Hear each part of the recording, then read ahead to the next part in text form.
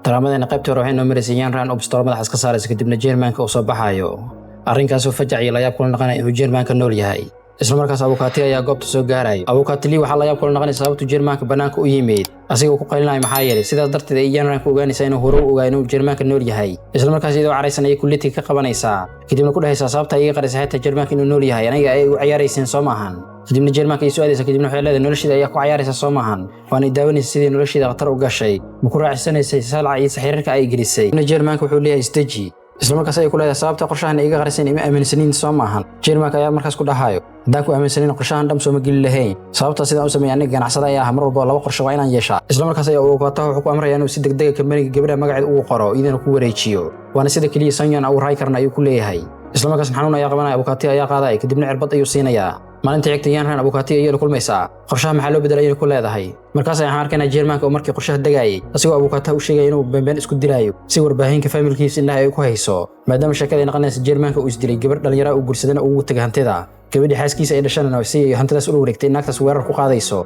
laakiin isdilitaanka been ayaa ka dhigaynaa ku leeyahay maxay waxaan doonayaa Shanyan baabaeed inaan indhihiga ku arko intaan dhiman ka hor qorshaha sidaas ayuu u bedelay Abukaati ayaa markaan Yanran kula talinay inay qaadato qorshaha Jermanka si loo badbaadiyo Dom Shanyan weerarka dhankeeda ay ka wada maxay yeelay maalinta la xiray Dom maalinta ka dambeysay ay wargeysada sheekadiisa ku soo qortay waxayna ka dhigtay walaalkeed inuu asiga dilay Abukaati arka markuu arkay isla markii wuxuu u aadayaa Domin wuxuu u sheegay inuu sheekada ka dhigo inuu dilaaga ka soo raacay Munjan kadibna soo daba raacay inuu arkay Song asigu dilaayo isla markaana soo isdil rabo uu isku day inuu ka celsho inta uu ka celinayna kadibna xabad ay ku fakatay kadibna 48 saacadii booliska cadeyma ay waayaan inay soo day doonaan laakiin 48 saac inta la gaarin ka hor ayaa dimibaarayaasha weerar soo qaadayeen imaanayaan ayagoo codsanaya in xabsiga weyn ay u gudbiyaan Domin kadib markii Sanyin ay dimibaarada lacag siisay meedkii dilaagana ay qariyeen sidoo kale cadeymihiisna ay baabi'iyeen taasoo ka dhigay Domin inuu Sanwu dil isla markaas Abukaati uu dareemay qorshaha Sanwu ay arrinkan ka leedahay halka wada oo waqti xadirkan lagu badbaadi karo Domin ay tahay ninkaas meedkiisa in la soo helo dilaaga ah isla markaas ay rag la shaqeynayaan ku tilmaamayaan ninka meedkiisa sidii u yaalo meel walba meedka lagu keedinay ka soo raadiyaan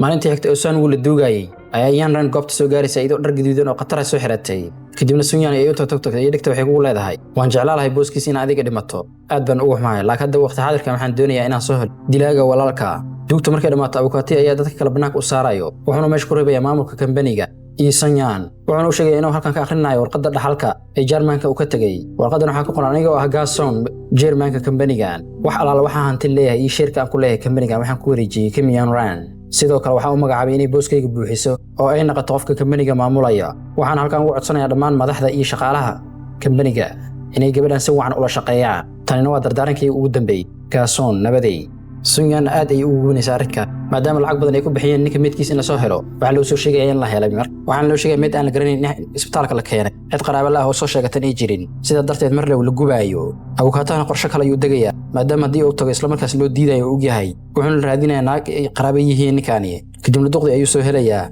si meedka loo tuso kadibna ay u cadeysatay u qaadato Shanyan markaan qorshahan ay wadato waa ka qasaariyay kadibna waxay ku ilbaxaysaa wardiyaheedii ugu dambeyn waxay ku amraysaa inuu meedka gubo si Domin baxarka u galo wax walba ay ku qaadataba markaas wardiyihii oo meedka qaadan rabo ayaa wax u maanayo Abukaati ciidamo la socdo oo wadaan duqdi ay qaraabada ahaayeen kadibna xoog ayaa meedka loo tusinaya duqda sidaas ayna ku qaadanayaan ninka meedkiis kaliya Domin lagu badbaadi karo waxa loo baahan sidoo kale marqaati ninka Munjan ku soo arkay dadkii Munjan dhammaan waxay imaanayaan saldhigga booliska si ay marqaati u noqdaan laakiin falka markuu sameeyay qof aragti kuma jirto isla markaas ayaa heesi oo dhaawac ka soo kabsata la keenaya meesha waxayna ku leedahay aniga ayaa indhihi kugu arko marqaati ah sidaa darteed waqti xadirkan wixii laga bilaabo Domin wax dambiye ma laha wala soo deynayaa isla markaas ayaa Abukaati Yanran waxay u dhiibayaan wariyadii cadeyman kale oo dheeriya oo cadeynaya ninka dilaaga ah iyo Sanyan inay xiriir lahaayeen ayagoo ka rajeynaya inay TV-da ka soo dayso markaan waxay u maleeyaan Sanyan inay ka guuleysteen laakiin iyada qorshe kale gooni ay geeskeeda ka wadataa isla markii booliska weerar ku qaadanay si ay soo xiraan iyada ninkii wardiyaha isdhiibay kadibna u sheegay inuu asigi wax dham ka dambeeyay boolisku markuu soo tagana dimbaaradii ayuu wacaysaa iyo madaxa dimbaaraha laakiin cidna taleefanka qaban mayso Sanyan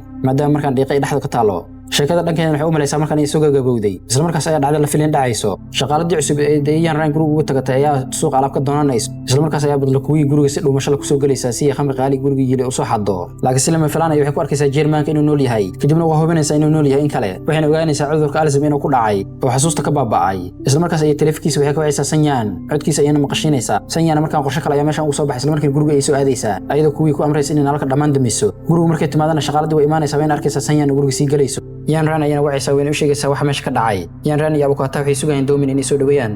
isla markaas ay Yanran soo cararayso si ay goobta ugu soo gaarto. Jermaanka markaan Sanyan inuu istusiyo uu tala galay nafsadiisa inuu u horeeyo qorshihiisa si uu hirgalo maadaama cudurka kansarka uu waqti yarna u haystay. cudurka dementia iyo mehelmaanshahana uu iska wajilayay. kadibna Sanyan markay soo gashay isla markii wuxuu ku bilaabay inuu gabadhiisa magaceeda u magacaabo. isla markiina wuxuu ku leeyahay asigoo gabadhiisa ka dhigay. haddaba Sanyan iska ilaali waa gabar khaa'inad ah. hanti kaliya u muuqato wax kale u muuqdaan. waana gabar wuxuu shad ah. xataa hooyadeed hanti darteed ay aabaheed u dishay intay isbitaalka waalida u geysay. qorshihiisana waa Sanyan inuu kama dambayska geeyo. kadibna wuxuu ku leeyahay Sanyan aabaheed marka la dilay waa arkay oo iyadoo robda ayaa la dilay. hooyadeed ayana ka dambaysay kadibna wax naxariis ma arkin iyada asagoo ugu yaray magaca gabartiisa. isla markaas iyadoo xanaaqsan ayay waxay ku leedahay way dhimatay gabartaas. qaladka ugu weyn aan galay waxay ahayd in mar hore ka takhalusay ayay ku leedahay. dhibkaan oo dhan mari lahayn laakiin khayaan familkeena khayaan ayaa tahay hadda ayaa ka takhalusay ay leedahay. iyadoo careysan ayay waxay soo qabsanaysaa kashaweyto kadibna dhunta ayay ka gelinaysaa. intuu Jermaanka dhiman ka horna waxay u sheegaysaa inay gabadhiisa iyada gacanteeda ku dishay. kadibna Sanyan ayuu wuxuu ku leeyahay mahadsanid oo danta u lahaa Jermaanka markaan uu gaaray. asiga way dishay gabadhiisa inay dishana way qaratay. kadibna warqad dhaxal oo beenbeen ay soo qoratay ay soo qaadanaysaa kadibna suuqiisa ay ku dhajinaysaa. laakiin Sanyan waxay ka warqabeen waxa meesha ka dhacay dham kaamira qarsoon inay u duubayso Jermaanka. waxayna u maleysay badla ku yiin kaamirooyinka dham damisay.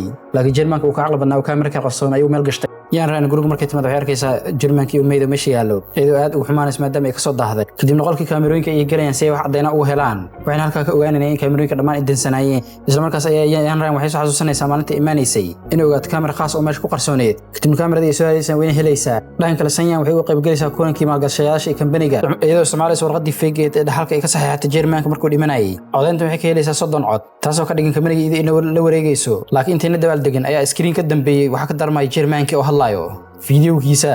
waana fiidiyo u diyaar intuu dhiman ka hor asagoo sheegay Sanyan inay dambiile tahay gabadhiisa ay dishay asagana uu isdilin oo noolaa. markaas ayaa waxa ka soo muuqanaya markay dilaysay wax walba halkan ay ku cadaadeen. fiidiyogu markuu dhamaaday Yanran oo booliiska la socday ayaa meesha soo galayso. laakiin Sanyan weli dhiranta oo inay bedeli karto shaqada ay u malaysaa. Yanran ayay u sii booteynaysaa inkastoo Jermaanka Yanran in kambaniga la wareegto u rabay. haddana Yanran kambaniga waxay ku wareejisay maamulihii sare ee la shaqeyn jiray Jermaanka saaxiibkiisana ahaa. markaan Sanyan dimiyeeda wax cadaadeen TV-yadan idaasaan oo shaqadeeda ayaa laga wada hadlayaa. dhammaan dadka la shaqeeyo dambiyada la galna way qirteen dambiyadooda. maxkamadda marka la soo saarana abukaateeda iyo waxay ku amraysaa wax walba ay qaadato inuu soo daayo. Yanran maxkamadda inay marqaatiyaan u imaanayso ma filaynin. kadibna way imaanaysaa waxayna keenaysaa fiidiyo ay soo hesho cadeyn ah. cadeyntan waa gabartii Jermaanka markii dilaysay. Sanyan intuu dhimanna ka hor cadeynta wuxuu ka reebay fiidiyo oo koobi ah. kadibna hotelka u degan ayay ka soo heleen. ugu dambeyn Sanyan waxa lagu xukumay dil toogasho. laakiin Sanyan weli inay guulaysan karto ay u malaysaa. kadibna abukaateeda ayay waxay ku amraysaa inuu rafaan si degdeg ah u dalbo. laakiin saacan laga bilaabo shaqada waa iska casil ayuu ku leeyahay.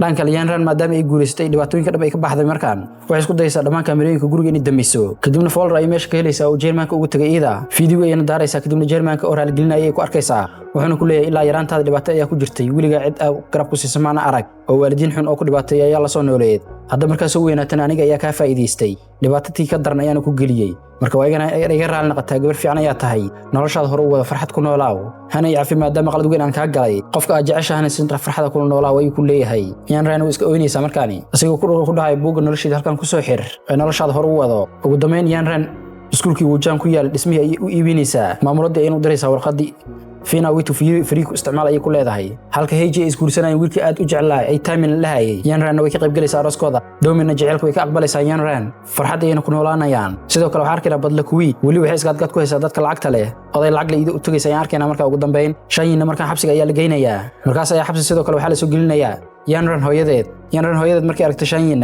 asxaabteeda ayaa waxay ku leedahay gabadhan si fiican loo soo dhawaayo. dabeedna jugta ayaa laga tumayaa Sanyan. sheekada waa dilaayo dil baa ku dambeeyo. daramadan halkan ayay nagu dhamaatay. haddaba halka la soo gaartay muuqaalka like ina saar. haddana ugu cusubtana subscribe noo saar. wixii ayay noo halkan nagu reeb. share-tana waa dhankaada. nabaday iyo kulan dambo.